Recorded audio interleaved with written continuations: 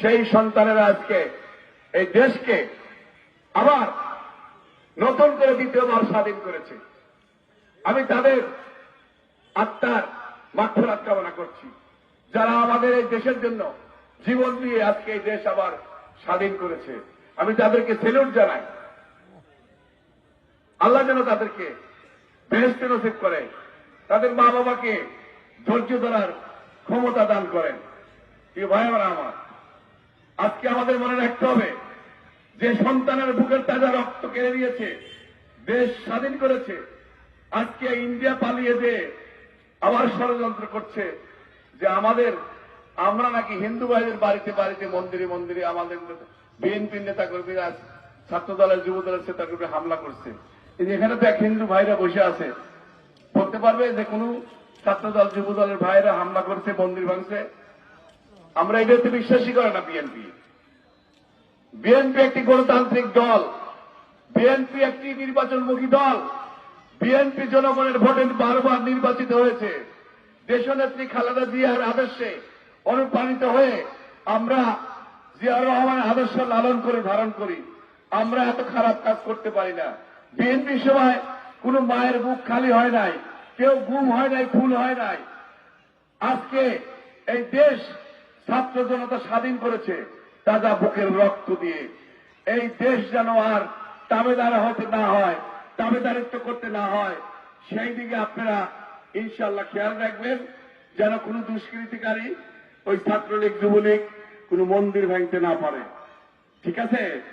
ইনশাআল্লাহ আমরাও প্রতিদিন পাহারা দেই উল্লাপাড়া শহরে।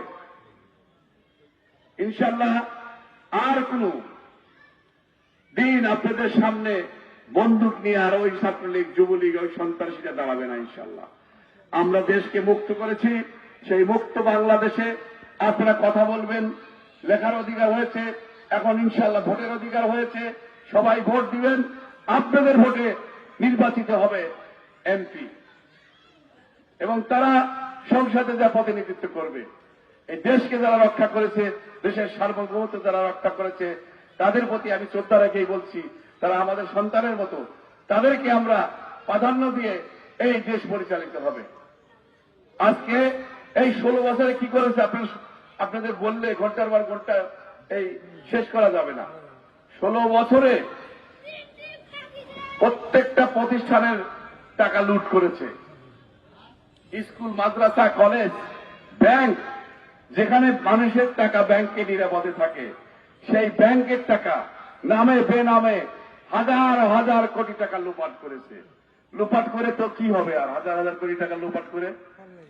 এখন তো মামলা শুরু হয়ে গেছে, শেখ হাসিনার বিরুদ্ধে হত্যা মামলা শুরু হয়েছে। শেখ জয়, শেখ হাসিনা, শেখ রেহানা, ওই যে তাপস, পলাশ না কি আছে যারা, হানিফ, কাইমুল কাদের, এই টাকা আর খাইতে পারবে না। টাকা রেখে ওই কেন্দ্রীয় কারাগারে গাজীপুরে ওই ভাজা মাছ খাওয়া লাগবে, ঠিক কিনা? তো সেই জন্য আমরা এই দেশকে আবার নতুন করে সংস্কার করে একটি বৈষম্যবিহীন বাংলাদেশ গড়তে চাই। সেই জন্য আপনাদেরকে এগিয়ে আসতে হবে। ভয় পাবেন না। জন্ম হয়েছে, মৃত্যু হবে। হবে না মৃত্যু? আমি কি সারা জীবন বাঁচবো? সারা জীবন বাঁচবো না। আমাদের নেতা, আমাদের বিএনপির ভারপ্রাপ্ত চেয়ারম্যান, আগামী দিনের রাষ্ট্রনায়ক নির্দেশ দিয়েছে, তাই আমরা জরুরিভাবে মিটিং ডেকেছি। আমরা বিএনপি যখন মিটিং ডাকি তখন সমস্ত জনগণের উপস্থিতি থাকে। আমাদের উত্তরবঙ্গের কৃতি সন্তান, আমাদের গর্ব, আমাদের জেলার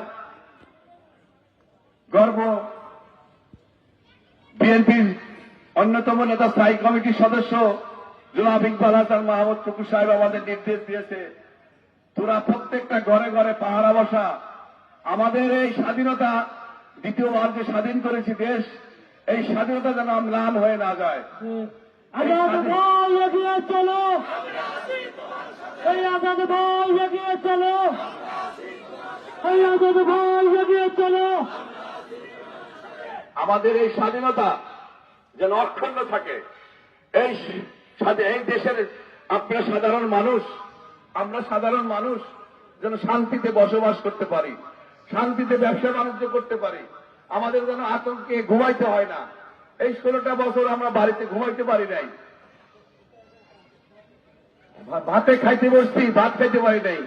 আমাদের বলে, ছেলেমেয়েরা বলে, আপু গেটে পুলিশ আসছে, তুমি পালাও। এটা স্বাধীন দেশে কি হইতে পারে?